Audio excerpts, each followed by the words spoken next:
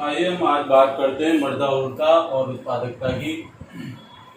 जैसे कि पहले अध्याय में हमने बात की थी, इससे पहले मृदा उर्वरता और उसकी परिभाषा की। इन दोनों में अंतर है मृदा उर्वरता और उत्पादकता।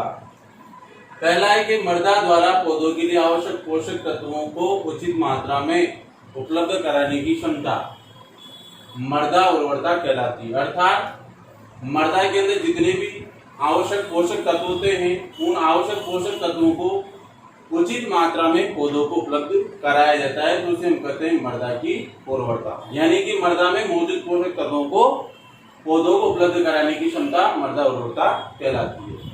इसी के विपरीत मृदा उत्पादकता। अब उत्पादकता क्या होती है? उसी मृदा से प्रति हेक्टेयर का मतलब 1 हेक्टेयर बराबर 6.25 बीघा यानी 6.25 बीघा में मृदा द्वारा प्रति हेक्टेयर पैदावार देने की क्षमता को हम मृदा उत्पादकता कहते हैं। यानी कि 1 हेक्टेयर में आपको उसी मृदा से कितनी पैदावार हुई, इस पैदावार को या तो क्विंटल में या फिर मूल्य में मापा जा सकता है।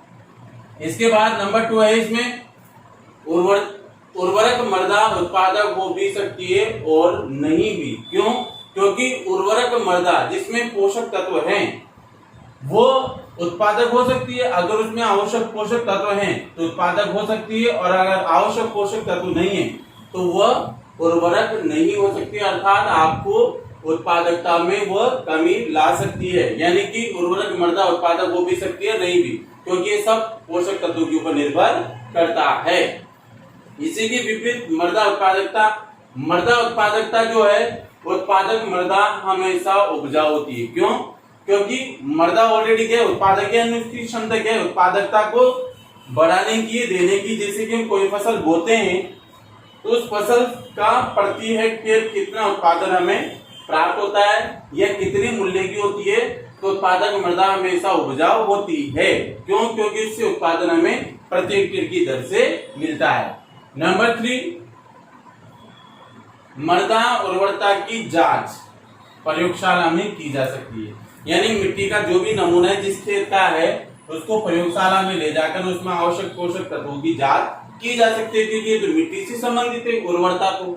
जबकि उत्पादकता मिट्टी से संबंधित नहीं होती है, ये मात्र उस खेत की उपजाऊ क्षमता से संबंधित होती है। उपजाऊ क्षमता को प्रयोगशाला में इसकी जांच नहीं की जा सकती। इसकी जांच मात्र उत्पादन से ही होगी। यानी कि 1 हेक्टेयर से आपको कितनी फसल प्राप्त हुई है, कितने मूल्य की फसल प्राप्त होती है, उसी से इसकी जांच होगी, ना कि प्रयोगशाला से। नंबर 4, मृदा उर्वरता को स्थलाकृति। स्थलाकृति का मतलब होता है स्थल की आकृति, यानी खेत जो उबड़ खाबड़ या ढालू जो खेत होते हैं, समतल होते हैं, वो थी स्थल की आकृति। मृदा का पीक यानी कि वो अम्लीय, क्षारीय या उदासीन है। मृदा में पोषक तत्वों की मात्रा, कौन कौन से पोषक तत्व है, कौन से नहीं है। जल निकास यानी कि उसमें जल निकास की व्यवस्था है या नहीं है। ये सभी कारक मृदा की उर्वरता को प्रभावित करते हैं। क्यों? क्योंकि इन सभी पर मौजूद होते हैं। इन्हीं के कारण मृदा के अंदर आवश्यक पोषक तत्व विद्यमान होते हैं। जैसे मान लो स्थलाकृति अगर क्षमता है तो उसमें आवश्यक पोषक तत्व समान मात्रा में संपूर्ण खेत में फैले हुए होंगे। मृदा पीच अगर सामान्य है, यानी जैसे क्षारीय, अम्लीय, लवणीय, उदासीन है, तो उसमें किसी भी प्रकार की उपजाऊ क्षमता मृदा द्वारा ली जा सकती है। मृदा में पोषक तत्वों की मात्रा, अगर मृदा के अंदर पोषक तत्वों की मात्रा बराबर उचित अनुपात में है तो उसकी उत्पादन क्षमता स्वतः ही बढ़ जाएगी। जल निकास पर्याप्त है तो जल निकास अगर है तो वो उपजाऊ क्षमता को बढ़ाएगा, अगर जल निकास नहीं है तो फसल को वह नष्ट कर देगा। इसी के विपरीत मृदा उत्पादकता। मृदा उत्पादकता को उपज की मांग यानी कि प्रति हेक्टेयर कितनी उपज हमारी निकली, उसकी बाजार के अंदर मांग कितनी है, यातायात यानी लाने ले जाने की सुविधा क्या है, मृदा की उर्वरता यानी कि उसकी उत्पादन देने की क्षमता, आदि कारक ये क्या करते हैं, इसको प्रभावित करते हैं उत्पादकता को। क्योंकि अगर उसकी मांग नहीं होगी तो हमारी कितनी उपज निकल आए, फिर भी मांग के अनुसार उसका मूल्य कम मिलेगा। यातायात, अगर आपके पास उत्पादन कितना ही निकलता है फिर भी उसको बाजार तक लाने की व्यवस्था नहीं है, तब भी वो आपकी उत्पादकता को प्रभावित करेगा।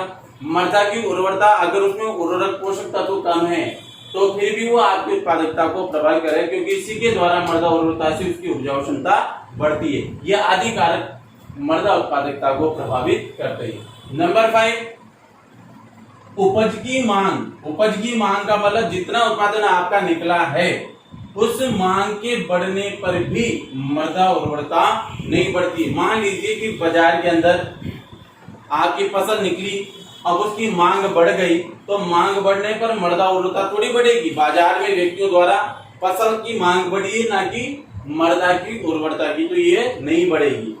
उत्पादकता की बात करें, जबकि उपज की मांग बढ़ने पर, जैसे मान लो आपके उत्पादन, जैसे कि मान लो सोयाबीन है 5 क्विंटल 10 क्विंटल बीघा की निकलती है, तो मांग बढ़ी भाई, बाजार के अंदर मांग बढ़ी, मांग बढ़ने पर मृदा उत्पादकता क्या हो गई, बढ़ गई, क्योंकि प्रति इकाई क्षेत्र हेक्टेयर से हमें उसकी उत्पादन क्षमता में वृद्धि मिली, मूल्य भी बढ़ गया।